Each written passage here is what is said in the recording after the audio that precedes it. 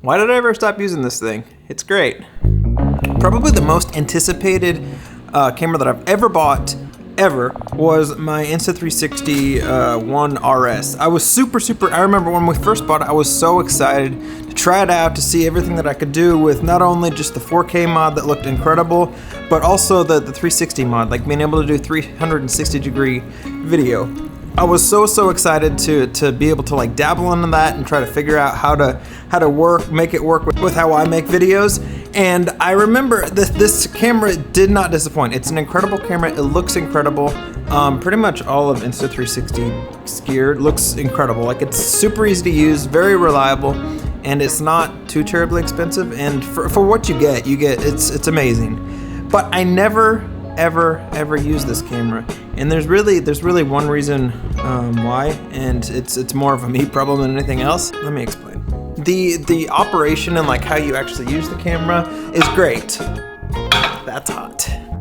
Using the camera, it's incredibly intuitive. It makes a lot of sense. It works like every other action camera, and even the editing software that you have to use to make the 360 footage work, both on the phone and in the actual desktop, it's incredible. But because of those apps, that I don't ever use the camera, and it's because of the added step that I have to do. Now, is that like the worst thing in the entire world? No, it's really easy. I mean, it's like literally one extra step, but it's the fact that I have to take that extra step that makes me not want to use my 360 camera.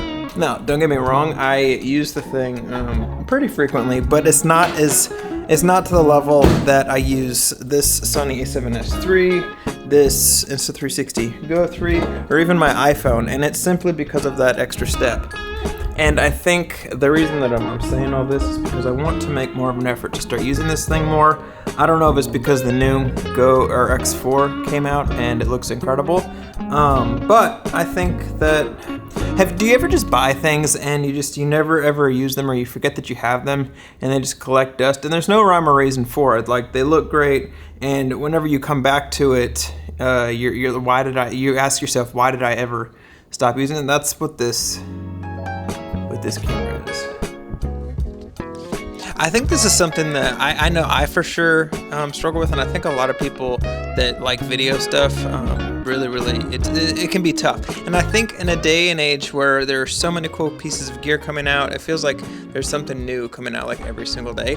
I think it's really easy to kind of get caught up in that and get very tunnel visioned and just look for the newest thing that came out and completely forget about the gear that you have already purchased. Like the 360 camera is a perfect example. You may have a perfectly good 360 camera that looks incredible and looks amazing and does what you need it to do, but because a new one had come out, then like you kind of toss that one aside and then you want to buy the latest and greatest thing. That happens to me all the time. I was looking at different microphones, and I was honestly considering trying to get one. But I have like microphones that work totally fine, and they do what I need them to do, which is they like record my voice and everything. At any event, I think, well, basically what I'm trying to say is I think instead of like fixating or focusing solely on like getting the newest thing and completely forgetting about the gear that you have in your closet, try to like maximize what you can do with the current gear that you have.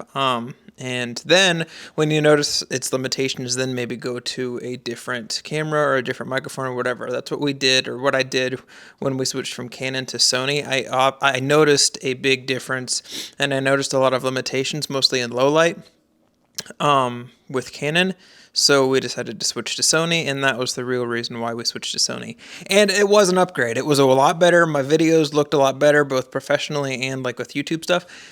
But that wasn't the main reason why we switched. The main reason was because we had limitations to the other cameras, and I got tired of dealing with those limitations. But with like a 360 camera, I'm never going to use it. The only reason that I would really switch to get a better 360 camera is the low light performance. The low light performance is still kind of like an action cam type. It's not great. Now, the new ones are a lot better, but they're still not as clean as like my Sony a7S III is, and I want that kind of, this might be unrealistic, but I want that kind of cleanness from my 360 camera. and just technology is not there yet. I think it will get there, but it's not there yet. So basically what I'm saying is I'm not going to buy a new 360 camera because I have one that works totally fine and I never use it anyway.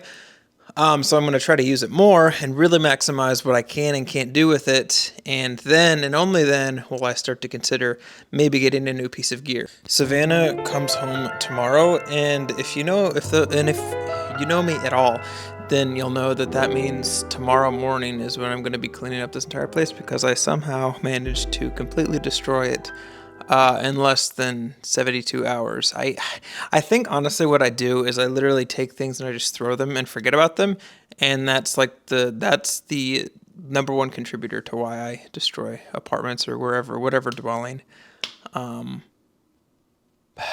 Savannah likes to remind me whenever, like before I was married and I'd have roommates, there were always issues in the house with like cleanliness stuff, and I always blamed other people because I didn't want to admit that it was me. And now that Savannah lives with me, she reminds me kindly, but she reminds me that it was totally my fault, and it's always been my fault. I just.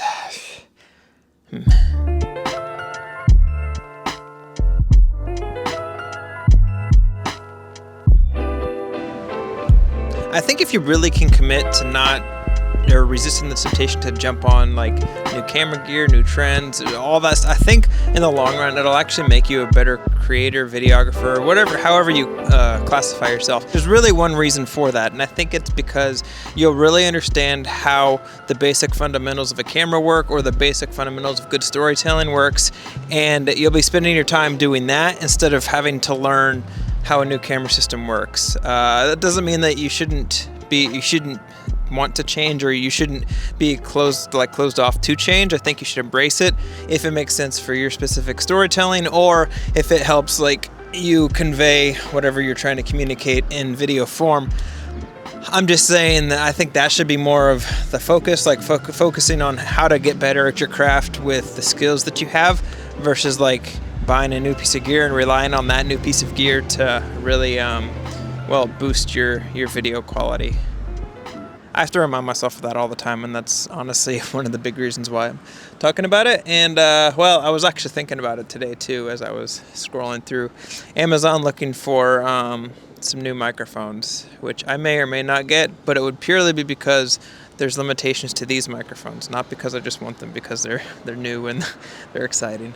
Also, I think I'm actually gonna start cleaning today because I have a long run tomorrow and I want to get that done before Savannah gets back at noon. So I think time-wise, it would be more responsible and it would be better for me to do it today, even though I don't want to.